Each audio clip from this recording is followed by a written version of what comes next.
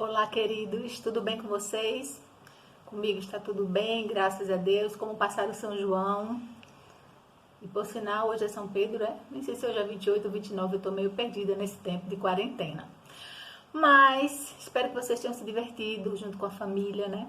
Como sempre, temos que ficar em casa, né? Para evitarmos tantas coisas, mas a vida segue, né? Então, vamos continuar as nossas aulas. Vamos dar gás, não é isso? No que a gente precisa. E vamos retomar aquilo que a gente parou na semana passada. Na segunda-feira, antes da véspera de São João, vocês lembram que eu postei uma introduçãozinha do que foi orações subordinadas e substantivas. E eu apenas falei o que era e que a gente iria estar destrinchando todo esse conteúdo nessa aula. Então, vamos para o que interessa. E vamos falar de orações subordinadas substantivas hoje, certo? Vamos estar falando sobre todas elas. Algumas delas não, desculpa. Todas elas, certo?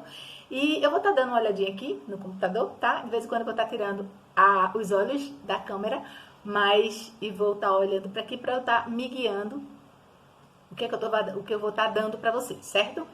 Então, nossa primeira definição, né, do que são orações subordinadas. Lembre-se que orações subordinadas são aquelas que são orações dependentes, não é isso? Que depende de uma oração principal.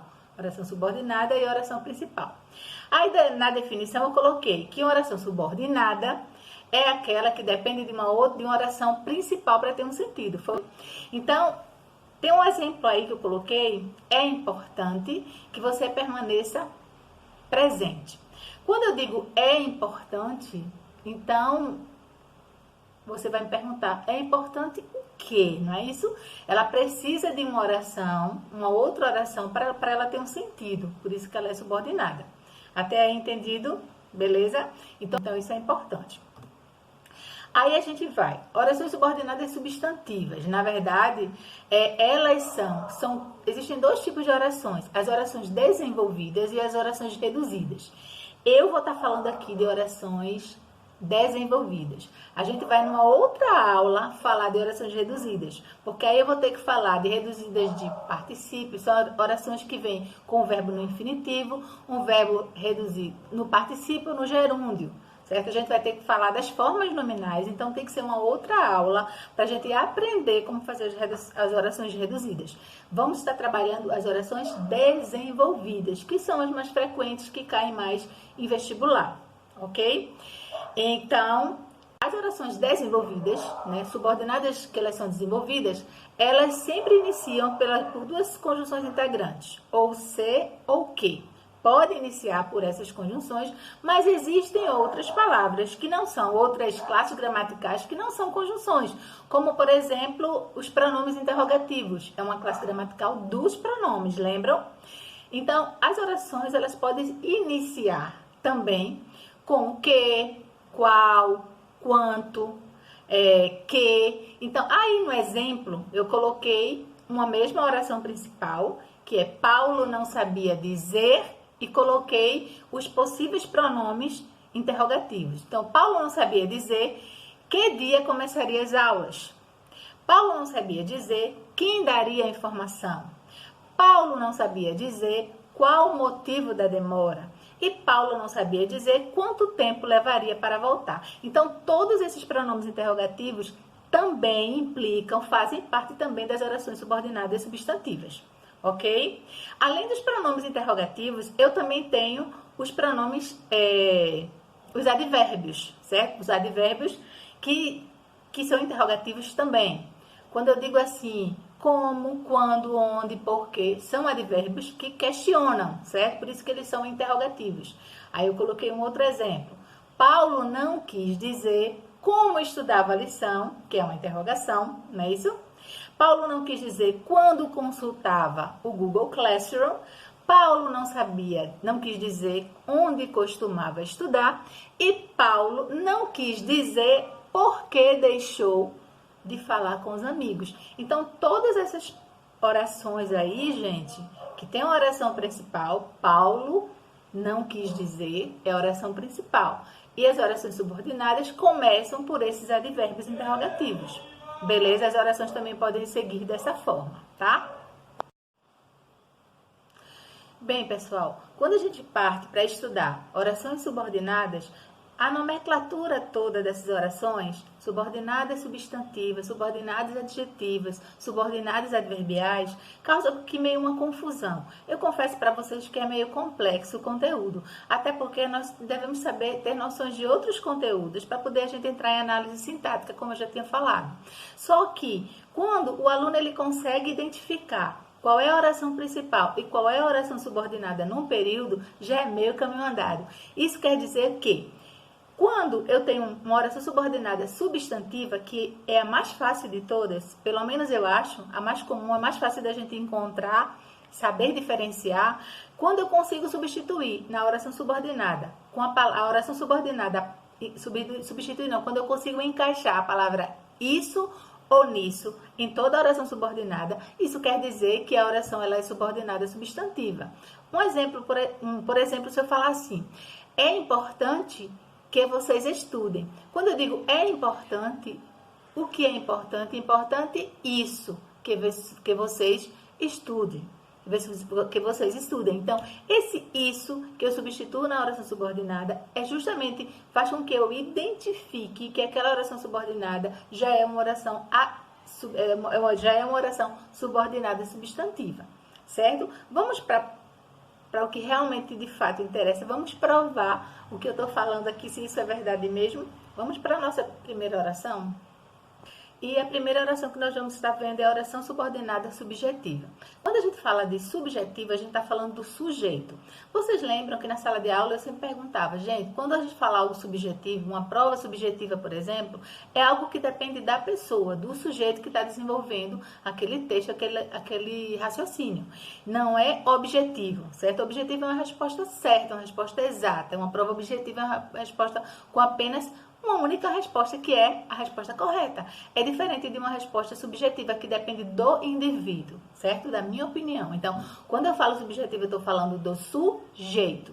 Então, na oração subordinada, substantiva subjetiva, é aquela em que eu vou encontrar na minha oração subordinada um subjetivo, um sujeito, certo? Ou seja, toda a minha oração subordinada vai ser o sujeito da oração principal. Essa é uma das características nas dicas que eu coloquei aí embaixo, certo? O verbo sempre vai estar na terceira pessoa do singular, na oração principal, certo? E não ocorre sujeito dentro dos limites dentro da oração principal, ou seja, na oração principal não há sujeito, porque todo sujeito dela vai ser a oração subordinada, como eu acabei de falar. Veja um exemplo que eu coloquei aí para vocês. É necessário que você faça exercícios. Quando eu digo é necessário, eu encontro o sujeito nessa oração principal? De jeito nenhum. Primeiro tem o verbo ser na terceira pessoa. Eu sou, tu és, ele é. E na oração principal eu vou dizer o que é necessário? É necessário isso. Quando eu substituo, lembra que eu falei quando eu substituo a palavra isso em toda a oração subordinada? O que é necessário? Isso. Que você faça exercícios. Então, toda a oração subordinada vai ser o sujeito que eu estou falando da oração principal, que está me pedindo na oração principal, ok? Essa é a substantiva subjetiva. Vamos para a próxima? A próxima oração é a oração subordinada substantiva objetiva direta.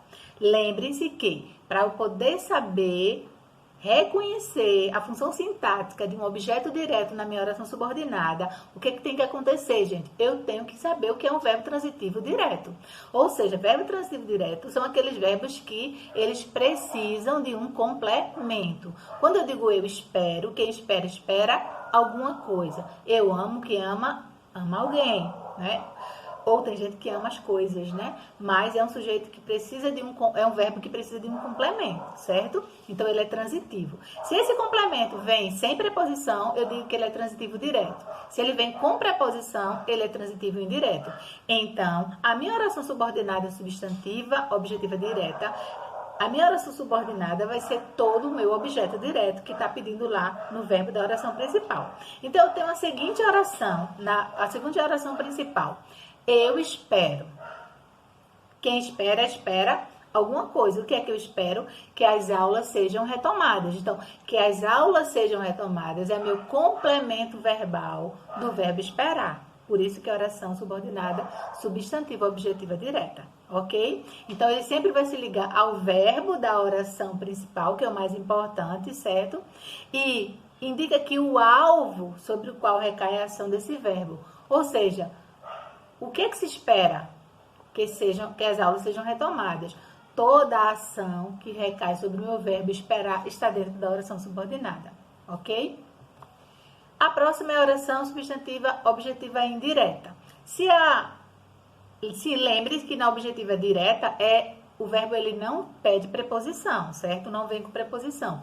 Mas na objetiva indireta, ele pede um verbo transitivo indireto. E todo verbo transitivo indireto é aquele que vem com preposição, tá?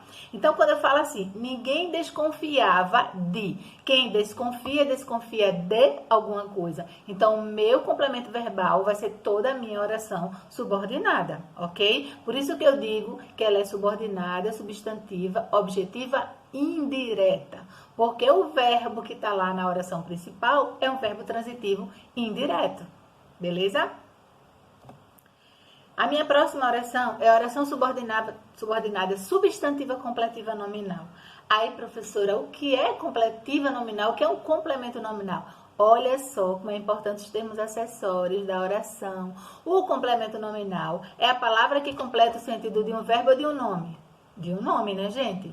Então, quando eu digo assim, é necessário. Necessário é verbo? Não, necessário é um nome, é um substantivo. Então, é necessário que você estude. Então, a palavra necessário está me pedindo um complemento. Então, esse complemento não pode ser verbal, esse complemento tem que ser nominal. Então, na oração, no exemplo que eu dei aí, estou certo de que essa pandemia vai passar. Então, eu estou certa. Se eu falar assim, eu estou certo ou estou certa, você vai me perguntar, certa de quê? Certo de quê?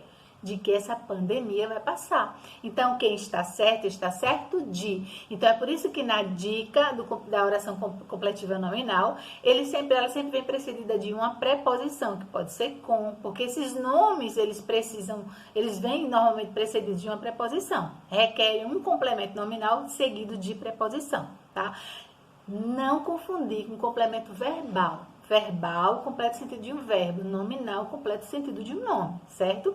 E quando eu digo assim, estou certo de e sou certo disso, olha, eu substituo a palavra a toda oração subordinada por disso ou nisso. Quando eu consigo substituir, é porque a oração subordinada é substantiva. Aí é completiva nominal porque está completando o sentido de um nome e não de um verbo, ok? A próxima oração, gente, é a oração predicativa. Gente, professora, o que é predicativo? Pelo amor de Deus, que eu esqueci. Não pode esquecer, gente. Predicativo é uma característica que eu dou ao meu sujeito ou ao meu objeto. Aí eu vou estar falando de sujeito e não de objeto, tá? Porque a gente vai estar falando do verbo e do sujeito que está praticando essa ação verbal, tá? Então, quando eu falo assim, o difícil é. O difícil é. Qual é o verbo? O verbo ser. Eu sou, tu és, ele é. Então, observe que na oração principal vai ter sempre um verbo de ligação. E quais são os verbos de ligação? Ser, estar, permanecer, ficar, aparecer, continuar. Embora sejam mais utilizados o verbo ser, tá? Então, o difícil é. O que é difícil? Que as pessoas estão ansiosas demais. O difícil é que as pessoas estão ansiosas demais. É como se eu falasse assim, o difícil é a ansiedade das pessoas. Então, essa ansiedade, eu estou ansiosa demais, é uma característica de quem? De quem eu estou dando aqui. Qual é a dificuldade? É a ansiedade, certo? Então, é por isso que é predicativo do sujeito, tá bom? O difícil é. Quem é o sujeito aí? Quem é que é? Difícil. Difícil é o sujeito. Certo? O que é difícil? É que as pessoas estejam ansiosas demais, ou a ansiedade das pessoas, certo? É um predicativo, uma qualidade ou uma característica que eu posso estar dando ao meu sujeito, que coincide, que me recai sobre um predicativo, ok? A próxima oração é a oração apositiva. O que é uma oração apositiva? É uma oração em que a oração subordinada exerce a função sintática de um aposto. Eu quero saber o que é um aposto. Aposto é alguma explicação que eu dou a respeito do meu sujeito, da pessoa que eu estou me referindo, certo? Então, quando eu digo assim, só desejo uma coisa, né? Coisa. Qual é a coisa? Isso que eu desejo, que todos estudem. Então, a coisa que eu tô falando, que eu tô explicando qual é a coisa que eu tô desejando. Então, o aposto é o quê? É a classe, é a palavra, digamos, é a função sintática da palavra que define algo a respeito do meu, da pessoa a que eu me refiro ou do objeto a que eu estou me referindo, certo? Nesse caso aí é coisa. E vocês observem que eu digo de que todos estudem, pode ser transferido, pode ser substituído por isso. Só desejo uma coisa. Que coisa? Isso. Qual é a coisa? Isso aí, que todos estudem. Ok? Fechado? Beleza? Pronto. Essas são as orações subordinadas substantivas. Espero que vocês estudem, vejam os exemplos, que eu vou anexar também um exercício para vocês resolverem e passarem para mim, me entregarem, porque realmente eu vou corrigir. Porque as redações que eu pedi para vocês, vocês não me devolveram. Poucas pessoas devolveram e eu quero cobrar de vocês, tá bom? Beijo, fique com Deus e até a próxima aula.